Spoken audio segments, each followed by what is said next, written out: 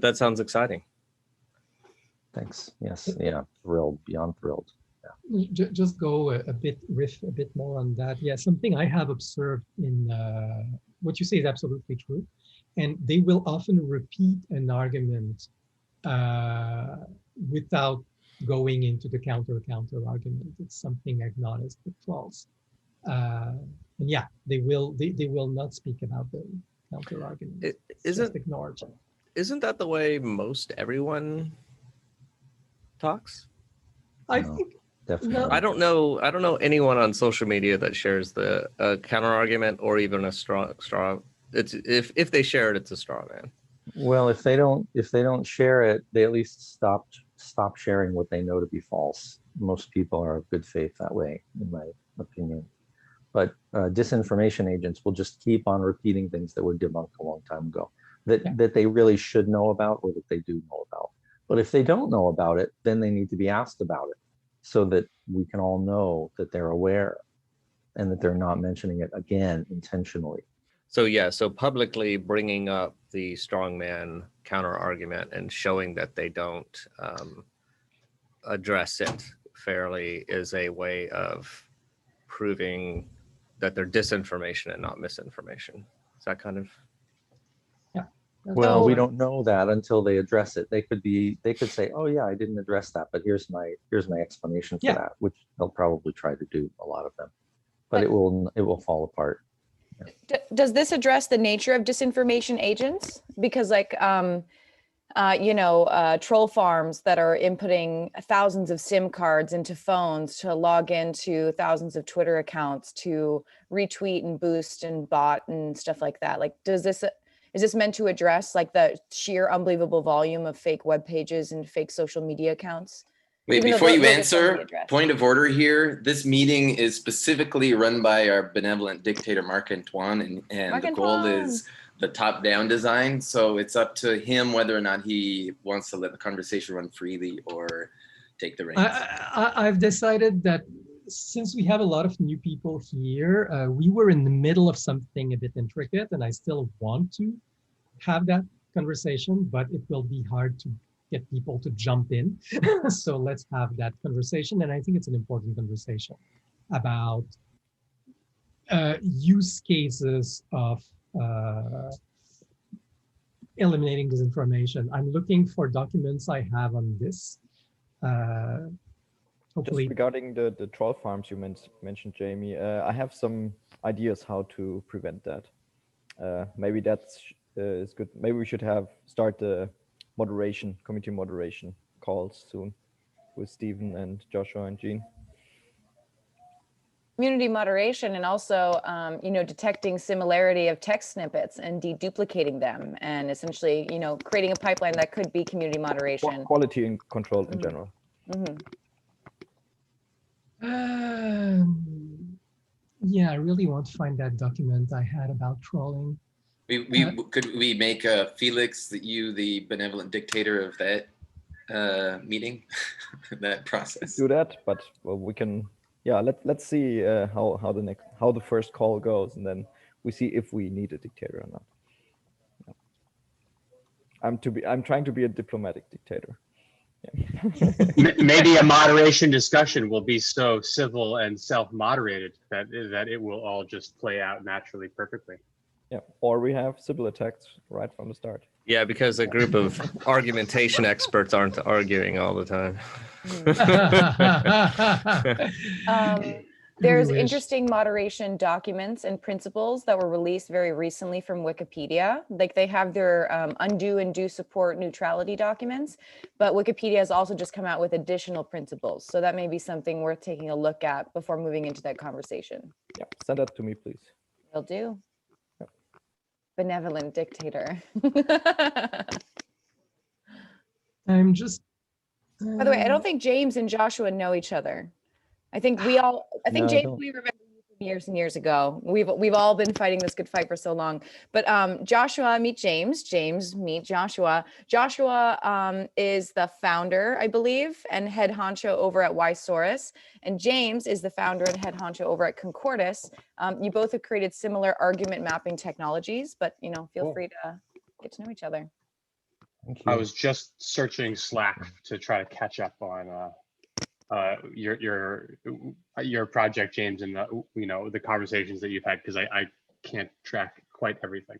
There should be a video, I think, Oh yeah. at some point. Yeah.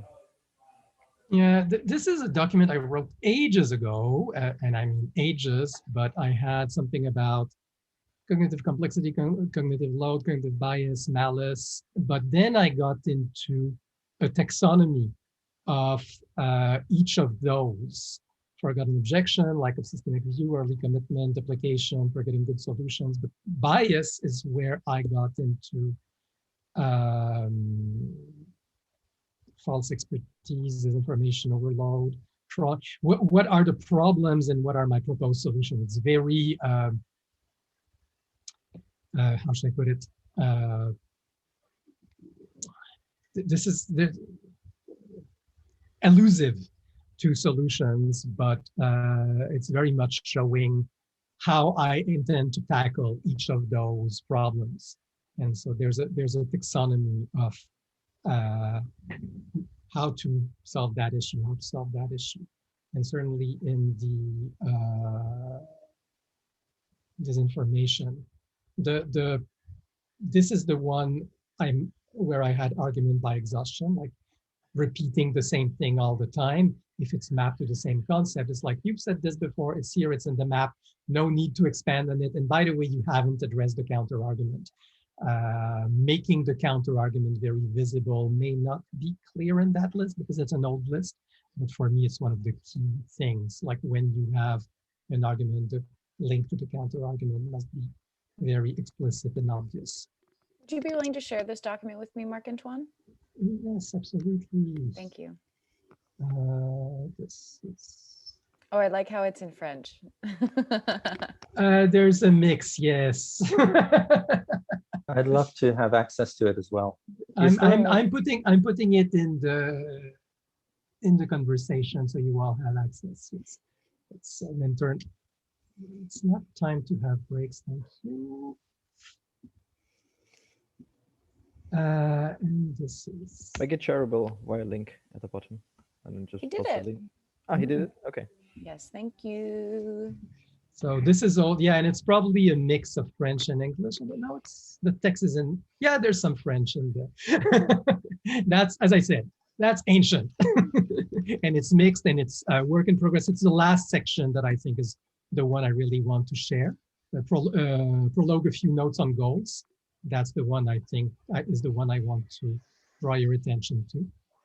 Somebody was asking me, what's your high-level goals for this project? And okay, this is what I wrote. Okay, synthesis of my thoughts on this. So how should we continue? Should we jump Yeah, into now the let's go back discussions to of last time? Yes.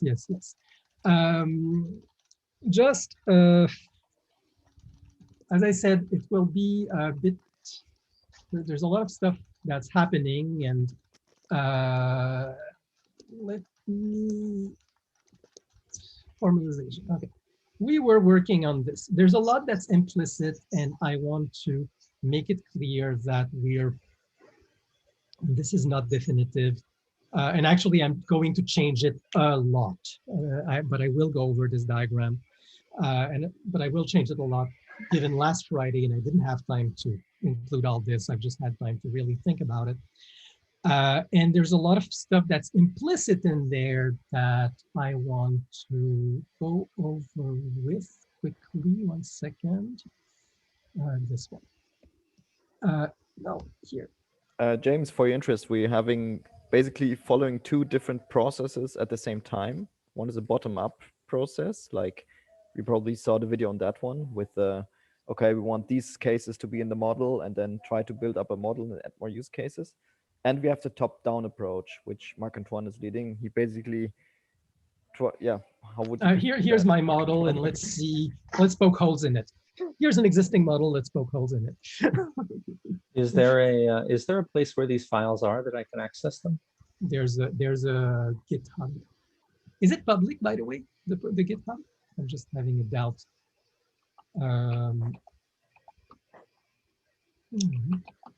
Actually, that would be in this.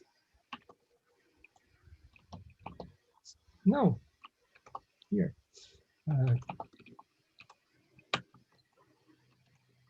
That would be the Git. Okay. Okay. Thank you. And this is Plant UML. I'm using Plant UML for the diagrams. So what we have here, just a bit. I don't want to spend too much time on this, and Stephen has a perfectly valid, totally different, probably isomorphic model. But the notion is that a claim that is something that, no, actually, that's declarative. There should be another one. Anyway, there's the notion that, oh no, actually, that's the one I wanted. We have, is that the right one? Sorry, I'm having too many. No, that's an old one.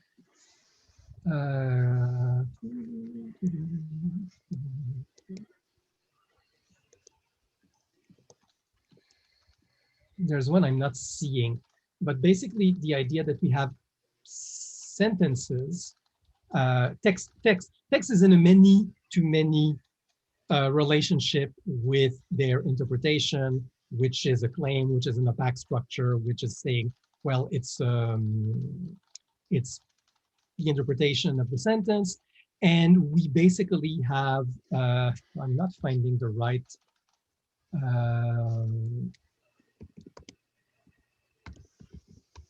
I suggest, James, you interrupt Marc-Antoine to ask questions if you have. yeah, but I'm not making sense right now. So don't interrupt him now. Thank you. Yes. I still don't remember where we actually left off last Friday. Oh, I do. I'll get there. I'm just giving context here.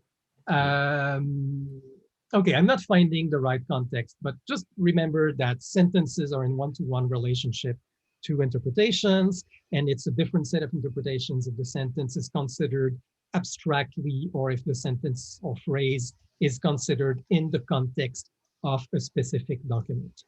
And each of those meanings are addressable, whether, and there's a kind of hierarchy that we're representing here, that some phrases represent entities like climate change. Then we have claims about entities. Climate change is happening, or climate change is characterized by this. And then we have arguments, which are relationship between claims, saying this, if this situation happens, this situation is likely to happen. Now, argument, and this is not visible in the model, but it's very important, more and more I'm realizing, to distinguish the arguments in terms of causality. This will make this happen, from the arguments in terms of belief. This is evidence for believing that. This claim is evidence for believing that other claim. And the argument is itself a kind of claim. Because the same way you can say, I believe this claim, I don't believe this claim, I can believe this argument, you can have arguments about arguments. So when I say an argument has premise and conclusion, and I have premises plural, and I may change that, rebuttals, and I'm going to change rebuttals. Sorry, the model's in flux right now. But the notion that's important is to say arguments are links between claims, but they're themselves claims, and that means an argument can be about an argument. And this is, there's no, that way if you do a classic entity relation diagram, well, there's no, these are not separate entities. They build on one another, and they have a shared identity namespace, whether you're speaking of entities, claims, or arguments. A claim is an entity in a certain way, and an argument is an entity. And something I was doing very much in the last conversation was I started decomposing arguments into disjunctive normal form, which means an argument is, well, this set of, or of ands in a certain way, like we have these reasons to believe that this is true, and we have those reasons to believe that these are true, and either of them would be sufficient reasons. So a set, and within the set, they're all necessary. Now this works especially well for the epistemological layer, like saying this is a reason to believe this. For the causal layer, it's more complicated because causality, at some point you get into modeling, and then it's just not this happens, this didn't happen, but this happens with this intensity, and the probability of having this impact is proportional to the intensity, and maybe not even linearly. And basically, this is a modeling language, it's something totally different. And then you have complex composite combinations of premises that have a certain impact on the argument. And so I was going to have multiple premises in the argument, and Bentley made the point, you know, there's multiplicity here and there's multiplicity at the level of the composite claim. Is there not a fact that, is there not kind of overlap here that breaks canonicality? Because one of our explicit common goals is that ideally there should be one representation of anything. And after reflection, I'm buying into that argument. I still believe that the disjunctive normal form thing I'm doing is something to pursue, but I'll do it in the composite claim itself rather than in the argument itself. I think that even if we have an equation form of combination of factors, I would like to distinguish the linear terms because basically you can have a reason to believe the linear term or to disbelieve the linear term, which is independent from your reasons to believe the nonlinear term, especially the synergistic term, right? If the equation of impact is something like A plus 2B plus 3AB, I'm hand waving here. Well, why do you believe the 3AB above and beyond the A and B factors? And the fact that there is a synergy or there isn't a synergy is a separate belief. Like you have independent reasons to believe the plus 3AB or even minus 3AB. Maybe the factors are competing. So that's the kind of decomposition I want to do. Yep, go ahead. Given that, I'm not sure why. No, I guess it's not. Well, you have logical variant. I guess aggregates claims. But given what you said, if argument isn't inheriting composite claim, if you get rid of composite claim, I guess logical variant. Or rather, I have the direct. Let me start doing that actually at this point. Yeah, but logical variant or an argument has a logical variant, right? Right. The logical, any claim can have a logical variant. One of them is negation. So, but yeah, any claim now that but that's the I guess because an argument is a claim, but only if you model multiple premises through the argument, right? Then it should be only arguments have a logical variance. I don't see how a standalone claim has a logical variant. Oh, of course, a standalone claim has logical variant, as in the negation of the claim is a logical variant. I have negation explicitly as one case. Instead of putting the negation in the claim, I have it as a separate claim, which is a logical variant of the base claim, right? And then there's a probability variant. They're saying, and I had that's the way I was doing conclusion. Now, this may not be necessary anymore because I could have the probability score in the argument. Like this premise, which may be composite, has entails this claim with a certain probability score, makes it 70% likely that this conclusion will happen. That's at the causal layer, right? So maybe I'll move the probability score into the argument. But I was, the premises were never going to be probability variance, because the premise happens or doesn't happen. But if we have quantitative factors, right? The Like a parameterized claim. Parameterized claim. Yeah, the CO2 level is so much above the 1800 normal, 2%, 3%, 4%.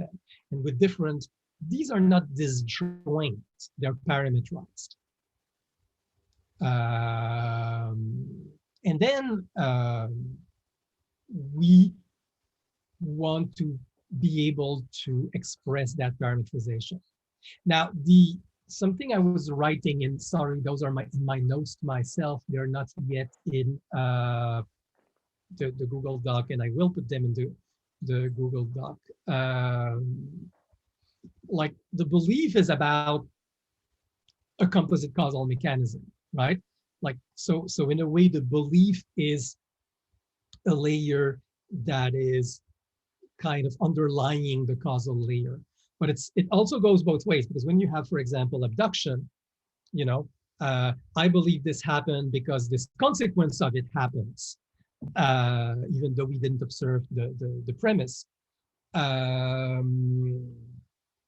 Then the causal strength of the link and the causal strength of other links, like how plausible are other causes for this consequence, figure in the belief network. So the belief may be justified by the causal network, but the belief has to be, it must be possible to have belief about a whole complex causal mechanism.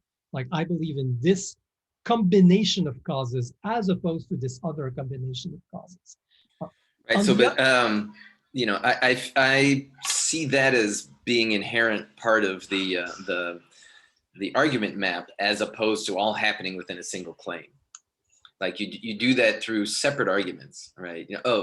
This causes that to happen, and it happened, therefore, that this happened. This is true. And anyway, but the point is each argument, and it's like, I believe in 3 out of 5 of these arguments, and so my this is the point of decomposing it when it's possible to decompose it, and I believe in decomposing it, by the way. Like influences B, B influences E, A or B influences E before effect here.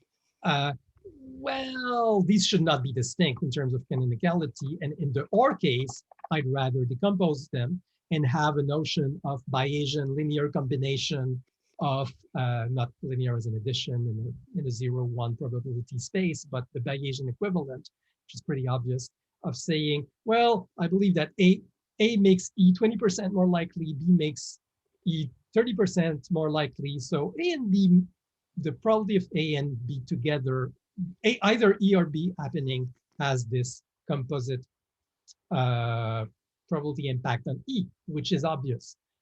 But if they have a synergistic effect, then model that separately. If A and B together make it even more likely than separately, then that's a distinct belief. And let's have that one modeled separate from. So then if there's no synergy, we can forget about the OR combination and just model it with Bayesian combination, right? Yeah, that sort of opens up a separate question, which is when you have overlap of arguments. Yeah. You can have canonical and yet overlapping arguments, and then how does that affect the scoring? Because the example you gave, where A and B each separately influence, and then A and B together even more influence, even if it's not A and B together even more influences, somebody might create an A influences and then a B influences, somebody else creates an A or B influences, which is essentially redundant. Yes. It's the same comment I made last week. It's still my concern of like modeling to this extent, because what you're modeling is like one big coherent logical argument, which I think, that's nice. It better encapsulates actual underlying logic.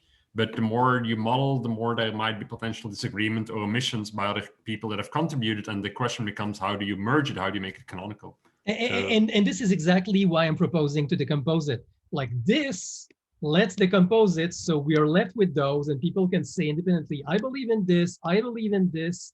And there may be a separate synergistic A and B influence, which is, again, a separate term. So I'm proposing to decompose in linear terms, or linear combination of terms, some of which may be nonlinear. so that we can argue about them separately and we don't have to do the power set of influences. Precisely my point. And by the way, I want to also address, Stephen, you went into the problem of combination of defeaters. And I did think more about this one, and I think it's important to address.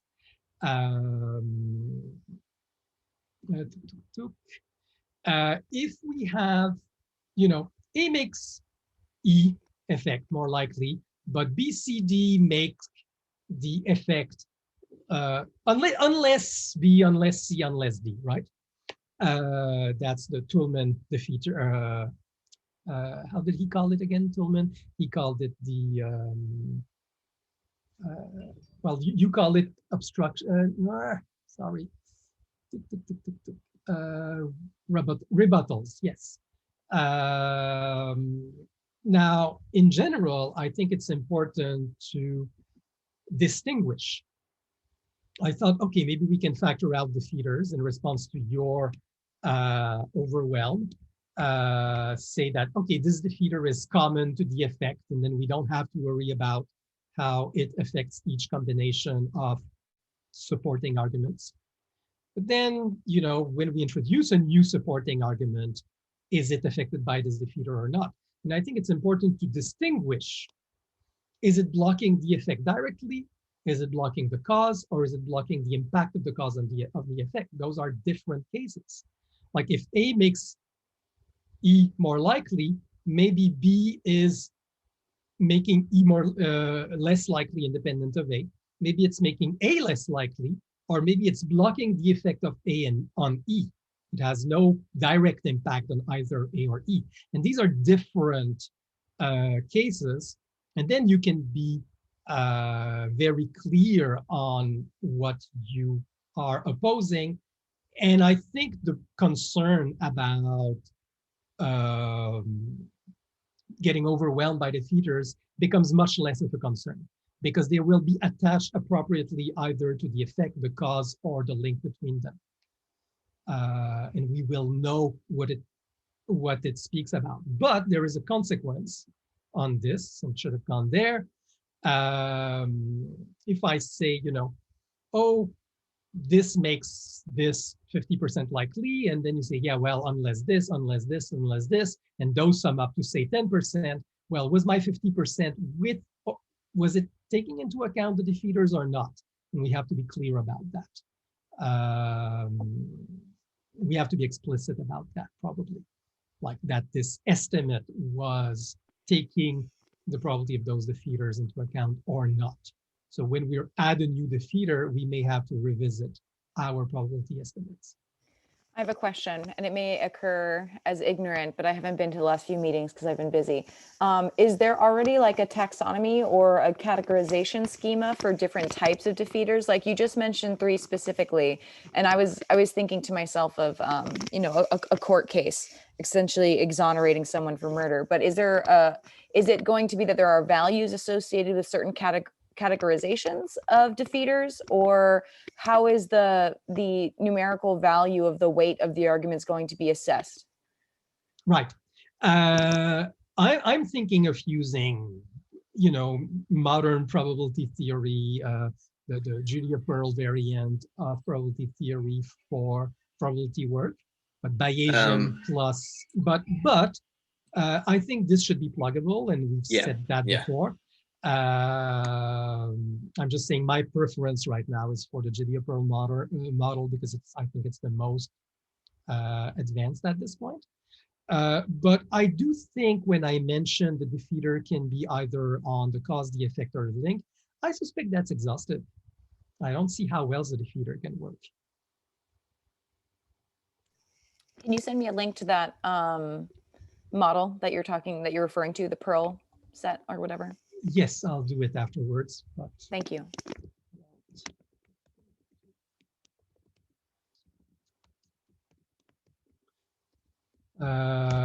He wrote a less mathematical, more vulgarization book called The Book of Why, which is probably the best. What he's doing basically is saying, by, if you have many competing causal models between, for a set of things, and you just look at what happens, it's very hard sometimes to distinguish between causal model. But if you're able to intervene, like to say, let's not touch all these, but just change, if we can do an intervention on this causal factor and look at how it affects the probability of what's surrounding, then it's easier to distinguish between different causal models. It sounds obvious said that way, but it became a revolution in how we handle probability and reasons to believe one causal model against another. It became a mathematical distinction between competing causal models through intervention. Yeah, we formalized that. I'm buying this book right now. Excellent. Okay, so as I said, there's a lot of hand waving because I didn't have time to redo the arguments with this new stuff, but I don't know how you feel so far about what I've said, and if it's sensible, like for the newcomers, is that clear enough, or do you have questions? And for others, do you see big flaws in the new version of stuff? There's two things I would like to discuss, although not doesn't have to be urgent, but rebuttals. I know you said you weren't sure whether you are leading on that. I'd like to kind of remove it, clean up the diagram, and absolutely. No, let's do that now. I agree totally. That would be diagrams, and it's here. No, actually, I need to. Here. And I don't think. No, the formalization. This one. And this one. And remove rebuttals. Done. Then I'm still struggling a bit with. And I'll remove the link from arguments. I'll put it back in place. Okay. Let's do it now. Yeah. Compass claim, so it's just a claim. Voila.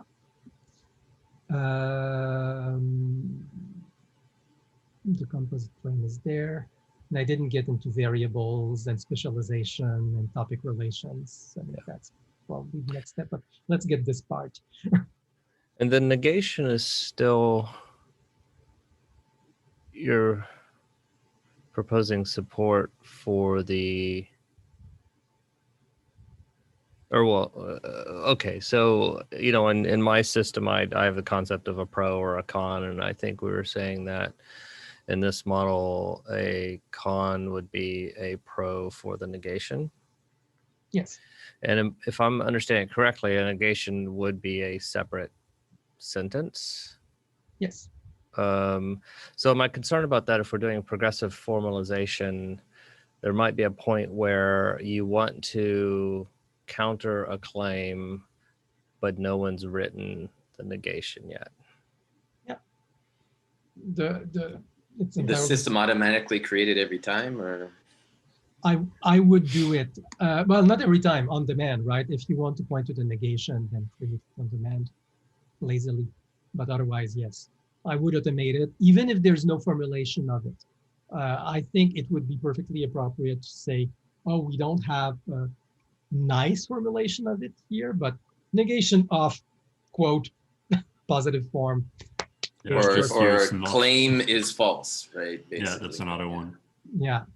Oh, sure. And on Socrates, I actually use the is false or the not as a link to directly add the nicer formulation. So like a hyperlink if it's not set yet. And probably a call to action for somebody to clean it up and give a good, nice version. But I don't think we should depend on the sentence to make the link. is what I'm saying. No, definitely not. Otherwise, yeah, as Bentley pointed out, then you have a problem because it's a very valid use case to want to do that. Yep. I have a general comment. It's more, I already wrote it in chat. I mean, I understand why you want to model these things, but I said many times before, for me, this is formal logic. It's no longer informal logic. And the roots of informal logic, they pretty much come from the fact that it's very difficult to start modeling these things, arguments as they occur in natural language. Whereas, yeah, sure, if it's mathematical and stuff like that, you can model it like this. But most arguments in natural language aren't like this. And the whole informal logic movement arose because they had difficulties doing exactly this exercise you're doing right now, trying to map everyday argument onto models like this. Which is why I'm still very hesitant. I'm not saying we cannot support this, but if we provide support for this, it's good to be aware that you're actually venturing the realm of formal logic and not informal logic. If you, I think I will ditto what Tim is saying. Yes, informal logic needs to be supported, and I do think a model that can support formal can support informal. The question is, can it do it in the same way, or does it have to be a separate thing? And that's the question you're asking. It's about and another parallel question, which is the one Stephen and I go back and forth on, is should it do it at the same time, or should one replace the other? Because we have like okay, somebody stated something really simple. If I break this out and fill in your missing premises and I show how other stuff influences whatever, this is actually your argument. Should we show them side by side? Should we show how one evolved into the other? You know, that sort of thing. Should people vote on one and not vote on the other, or vote on both and have separate outcomes? That sort of thing. I think the whole point of of progressive formalization, and Jamie said curators can translate. Yeah, but I agree, and yet it's the question is the formalization is problematic. That's the whole point. An informal statement can have many valid competing formal translations, and that means we need to validate with the source. Is that, or and maybe, and that's where I disagree as well. And where you disagree with the source. Sometimes that matters, sometimes it doesn't, depending upon what your intended outcome, right? Like if you want to just steel man and like each most valid position in the argumentation, then like, does it really matter? Like if that was their intended meaning? Sometimes it does matter because it depends on like who it's coming from and what the purpose of the platform is, to like make sure people are heard and represented, or to steel man every single position so that we can have a sincere inquiry after truth. So yeah, I think both are valid goals, and hence I want to support both use cases, but I agree that they're distinct, and it should not, where I do follow Tim is, yeah, it's necessary to have a process where we're looking at sentences. You know, this was the whole point of this diagram. I cannot find for some reason about, you know, sentence in context versus sentence, decontextualized sentence, right? If we work with decontextualized sentence, we don't care what the person meant. We're just trying to say, okay, what are plausible interpretations? And the fact that actually decontextualized sentence can still follow informal logic. I think that's a separate discussion. No, what I'm saying is the translation from informal to formal. If it's done to a decontextualized sentence, then any formalization that somebody does that is not totally absurd, of course, but many are valid because somebody can interpret it that way, then that's something to consider. Whereas if it's contextualized, it may, in certain contexts, be relevant to wonder, was that what was intended, right? If it's a fringe interpretation, it may still be a valid fringe interpretation, but I'd like it to be marked as fringe interpretation. But again, that's me, that's what I care about. But certainly being able to say, this is the most likely consensus interpretation of this sentence in this context is an important thing to be able to express. So society, go ahead. Do you mind? So Marc-Antoine, I guess, I don't know if others have the same concern or not, is that some of the items in here, I guess my fear is that getting to that level of mathematical formalization is feels like a very long and risky design process. Yep. So I think there's a desire to solidify kind of the informal things so we can make some progress. I hear you. I do think that there's, how should I put it? There's making it mathematically accurate in terms of probabilities and Bayesian and this and that is probably a long-term thing. And we should not block things with that. On the other hand, I think that the notion of, for example, the linear decomposition I'm proposing, the decomposition in terms, I think is useful and can be done now and will help ground the things, and postponing it's harder to do afterwards. I don't think Yeah, so, so Mike. When you just said yourself before, like you can have many different formalized ways of like an informal argument. There is a like one-to-many relationship, if you will, of like Yes, an informal representation and multiple different formal representations of that. So you are saying it's a parallel track, if you will, and the informal is still needed as well. There's a distinction there. When I say there's many formalizations, I do mean different formalizations within a single formalization system, because there's many interpretations. The fact that there's potentially multiple formalization systems is a distinct problem. And I would say that there's yet another distinct problem of different scoring mechanisms and different scoring logics. And this is the one I'm proposing to postpone. But saying that I think there is such a thing as formalization in decomposing the argument into disjunctive normal form. I think that is universally useful. And I do propose making that explicit in the model now and making it even, how we express informal logic. I'm hearing something here, like a lot of the conflict has been between maybe me and Marc-Antoine, and we split up into two groups, and it's been flowing a lot more smoothly in that sense. And I know that Bentley has been sitting out on most of our discussions. And I think it's because he really wants to get down to brass tacks on the most basic. Now, I think that I have a hypothesis here. The most basic that supports informal logic, we've all designed already. And to a large degree, each of our own personal models are interchangeable as long as we're only considering informal. And if it would make people happy to say like, here's our informal version.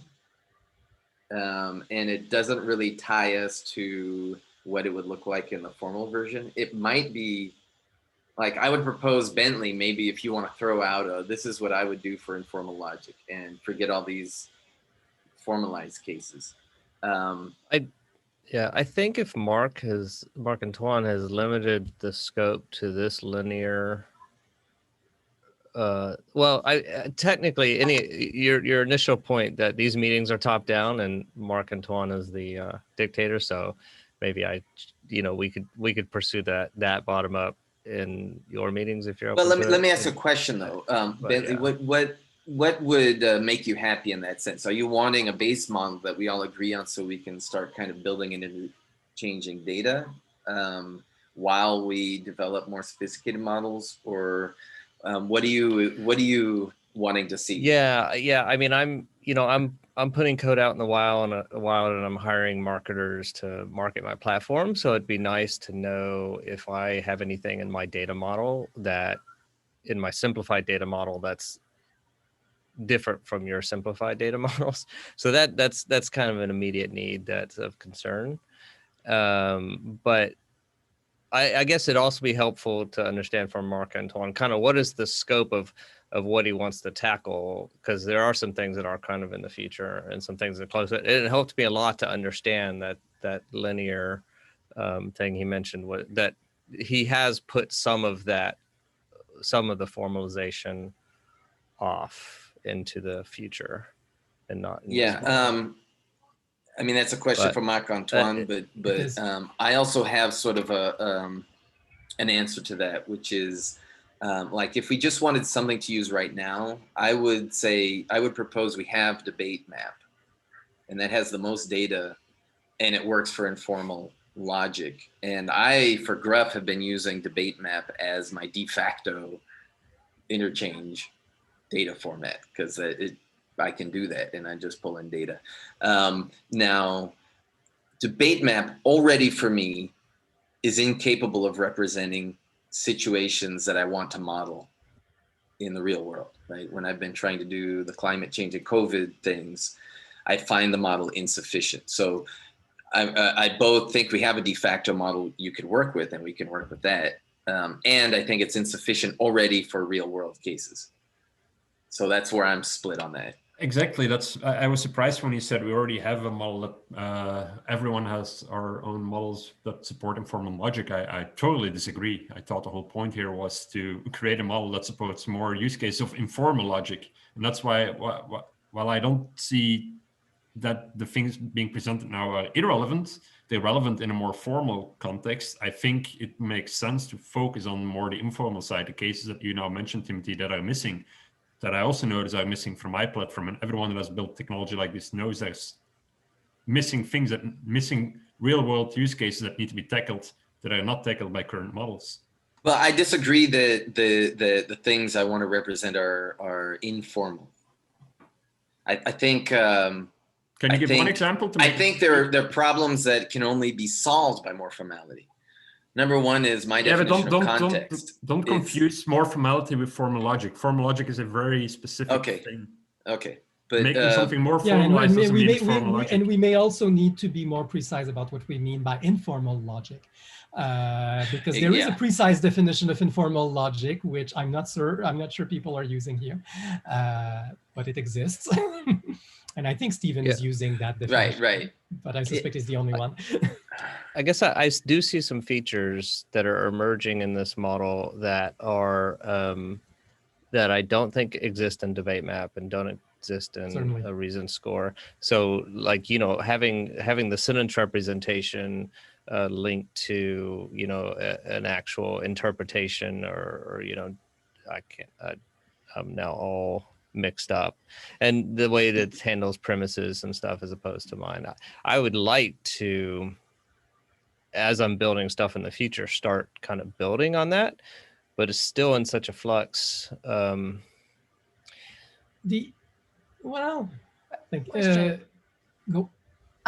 So I see that there are a lot of entities that can be recreated in debate map. Is anyone aware of any other systems, perhaps coming out of like Melbourne or something like that, that actually can, and Marc-Antoine, this is a question for you. Have you seen any other models with greater sophistication than debate map, perhaps coming out of the university space, that do represent this, the intended sophistication?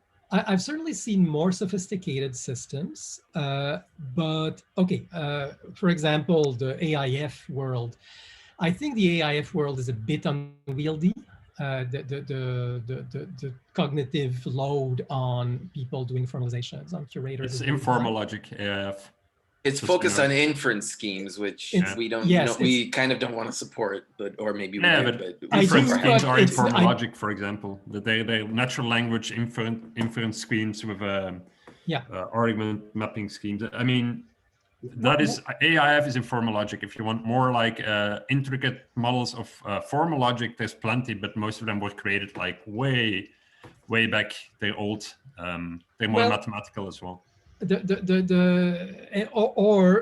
defeasibility work on the one hand. That's one model of informal logic, and AIF is very much using the Willard, which is the Willard's argumentation scheme compendium, which is pretty modern. I don't know if it's that ancient, but anyway. But what I haven't found, like I see a lot of people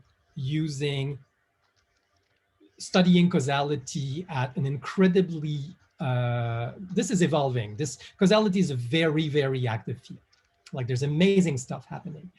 And I see people from the logic angle going into argument, but very much at what I call the epistemic layer. Why do I believe this? Blah, blah, blah. I haven't seen good fusion of those two. And that's, for me, one of the big gaps. How do you combine the causal modeling and the argument modeling? Because if you look at the basic argument models, induction, deduction, abduction, right? Deduction is 90% of the cases of deduction are about ontology, like this is a kind of that, and hence those properties apply. It's at the definitional level.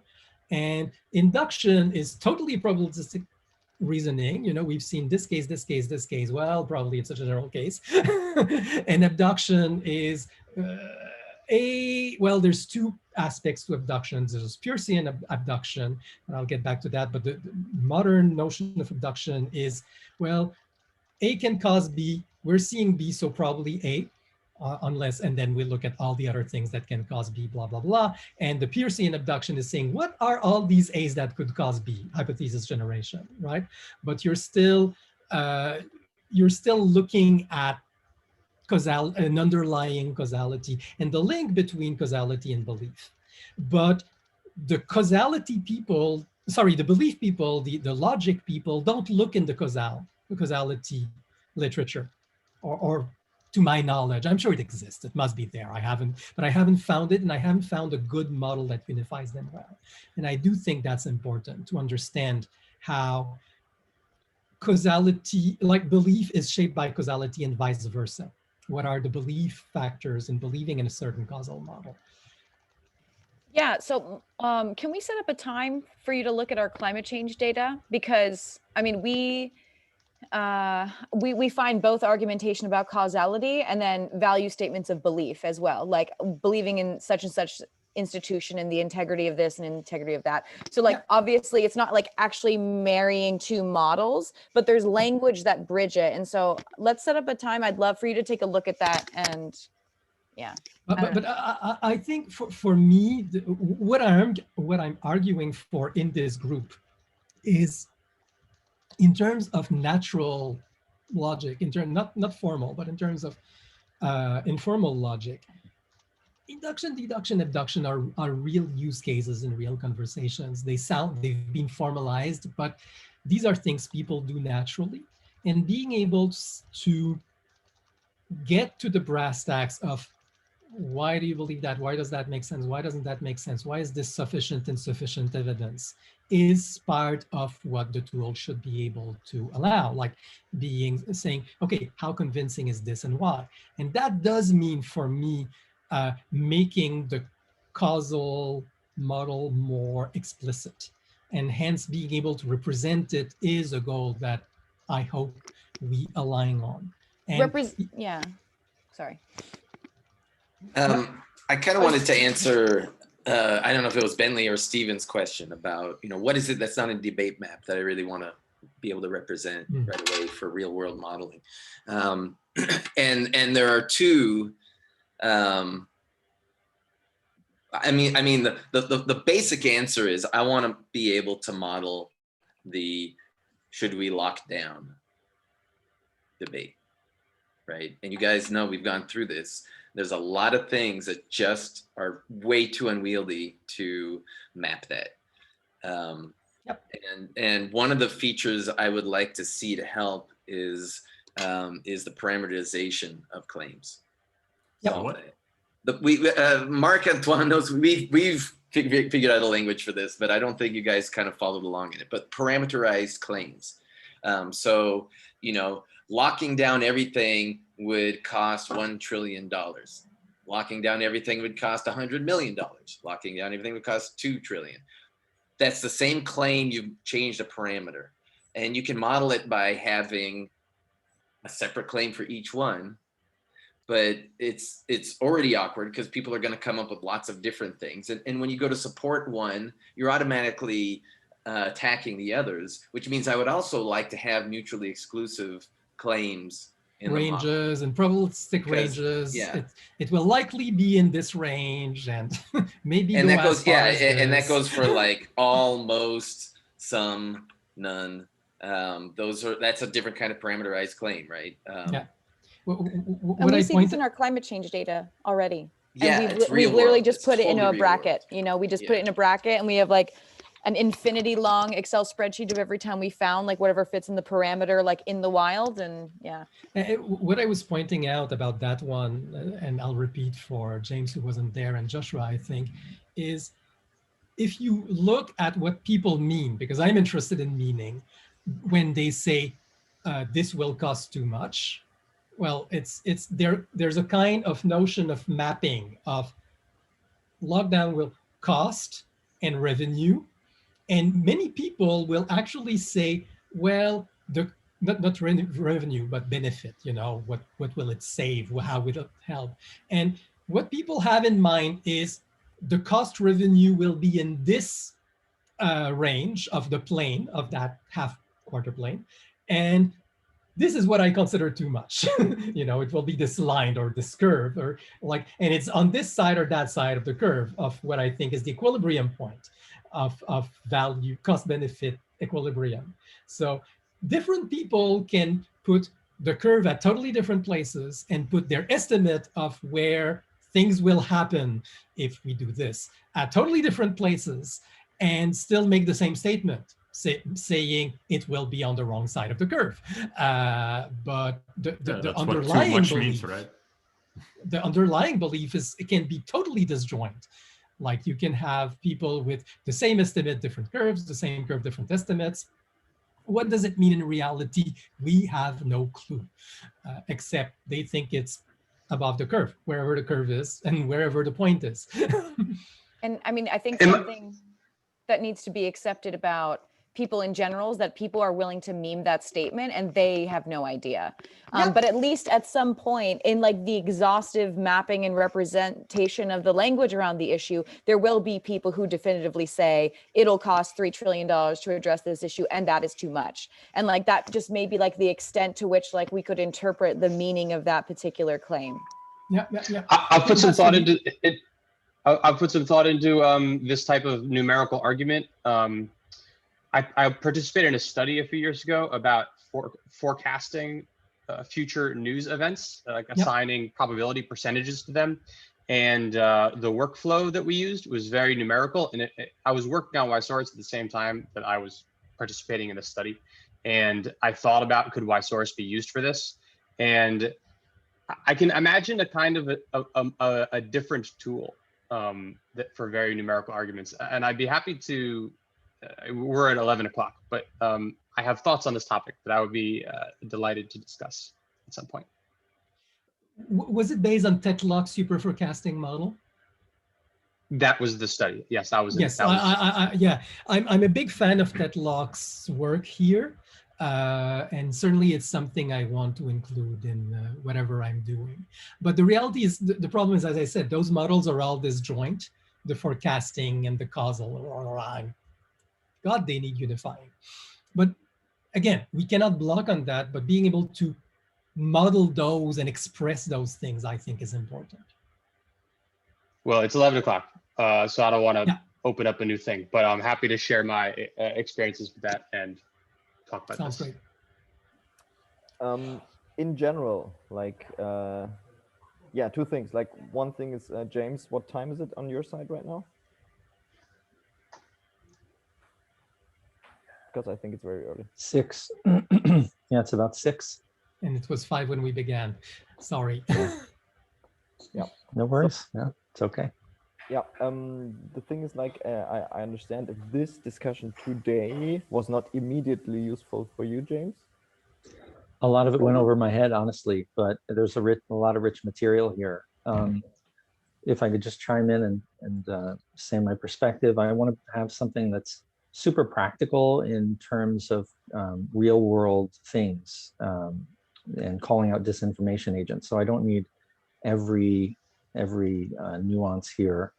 And I just need to play around with it. I'd love to be included in Jamie's sharing of the data that she has, by the way. And anyway, I'll do my homework and I'll look at previous videos and I'll see if I can catch up a bit. But my needs are probably a very small subset of what was discussed today. And so we'll see. Why I think that's because I think with the other meetings, that the bottom-up meetings will be way more useful for you, because it's like actually about use cases. Like we say, okay, we want this to be modeled, and then we try to put it into the model.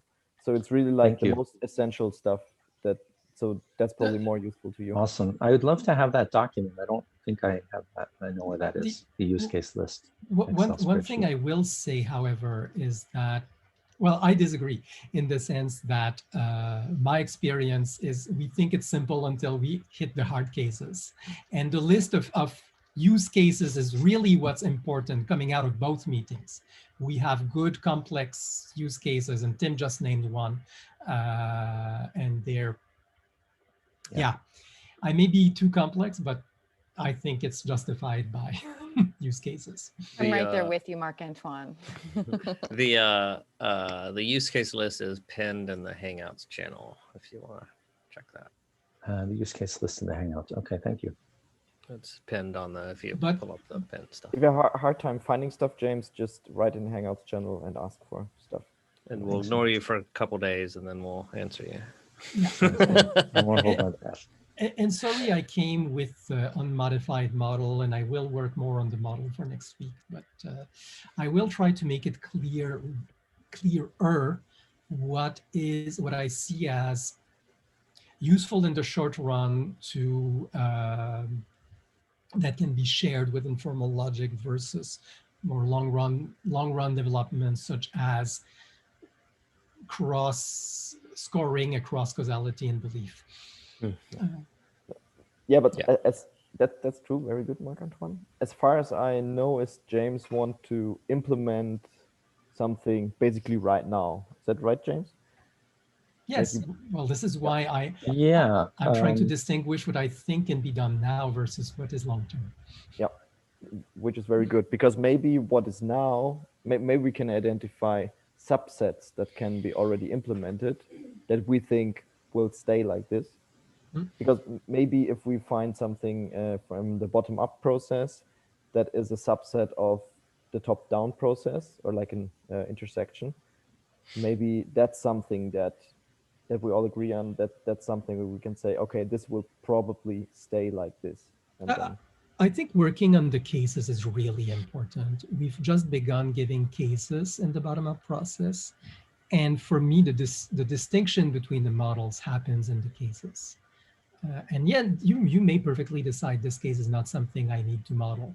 That's fine. But for me, why I keep saying, well, you'll need this, it's because I have cases, and what I said about, let's actually model what I said about abduction and causality. Let's model that in whatever we have and see if it can be expressed in those. When Tim spoke about the, what's the name again of the tool that Jamie's using? I said, well, can we model these?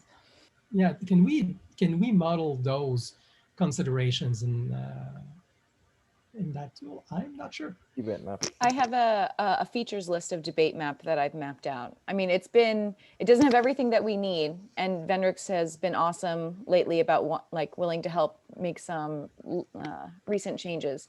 But I have a features list if you're interested that details what it can do.